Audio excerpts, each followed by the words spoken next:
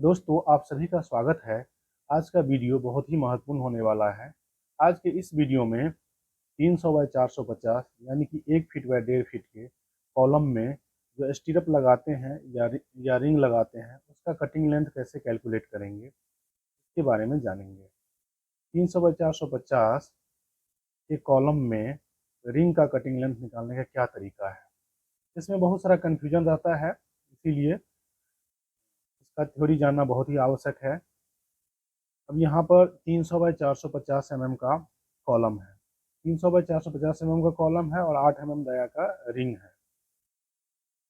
8 mm diameter का ring के लिए सबसे पहले जो कॉलम का कवर होता है वो 40 mm होता है, इसीलिए 300 में से 40 घट जाएगा, यानी कि 80 mm घट जाएगा। तो 300 में से 300 माइनस 40 माइनस 40 ये हो जाएगा 220।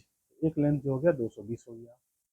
दूसरा जो लंबा है 450 है, तो 450 में से 40 माइनस 40 हम घटाएंगे, ये 370 बचेगा। एक लंबा हो गया 220, दूसरा लंबा हो गया 370। और इसमें जो रिंग बनाते हैं, उस रिंग में जो है हुक बनाते हैं। हुक का जो एंगल होता है 135 डिग्री होता है मेन एक्सिस से, और हुक का जो लंबाई होता है 10 टाइम्स डायमीटर ऑफ बार होता है, यानी कि 10D होता है। अगर 8 mm का सरिया है तो इसका जो हुक लेंथ होगा 10 इंटू 8 80 mm हो जाएगा। तो कटिंग लेंथ निकालने का फॉर्मूला ये है, 220 220 दो तरफ हो गया, 370 370 दो तरफ हो गया, इसीलिए लेंथ इजकल टू 220 ये लंबाई हो गया प्लस 370 ये लंबाई हो गया 370।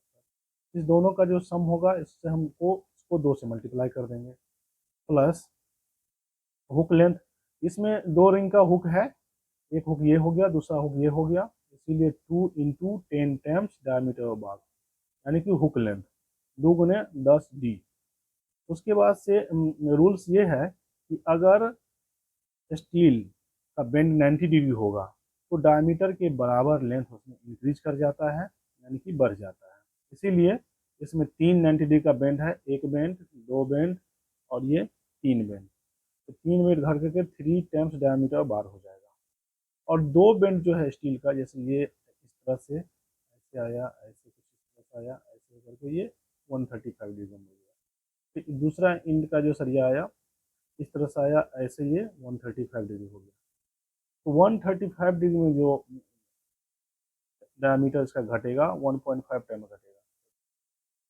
दो 135 डिग्री पर बेंड है, इसलिए 2 टाइम्स 1.5 इंटू डी, ये इसमें घट जाएगा।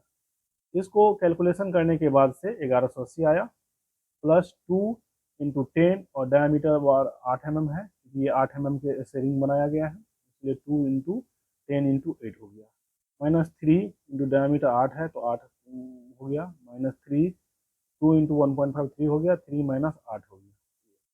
कैलकुलेशन करने के बाद से इसका जो लंबाई आया 1292 mm आया।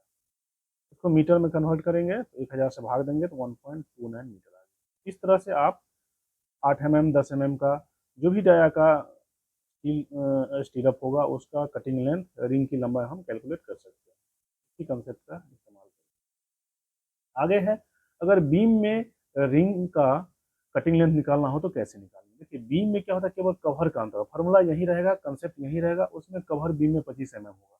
जैसे इसमें हम 40 40 80 घटाए, तो उसमें हम जो घटाएंगे 25 घटाएंगे, यानी 50 mm घट जाएगा। और दूसरा लंबाई में जो होगा 25 घट जाएगा।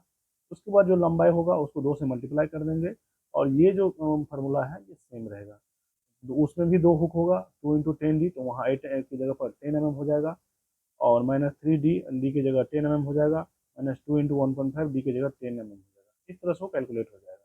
तो आप आसानी से हर डायमेंशन का रिंग के कटिंग लेंथ आप निकाल सकते हैं।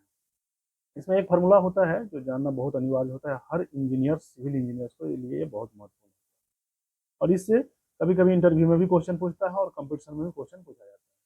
हुक लेंथ, हुक का क्या लंबाई होता है, 10 टाइम्स डायमीटर ऑफ बार होता है, यानी कि 10, और डी अगर 8 mm तो 80 mm होगा, अगर 10D 10 mm है तो 100 mm हो जाएगा।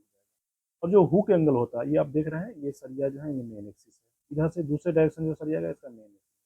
तो ये इस मेन एक्सिस से ये 135 डिग्री 135, और दूसरा जो है यहाँ से 135 डिग्री हुआ।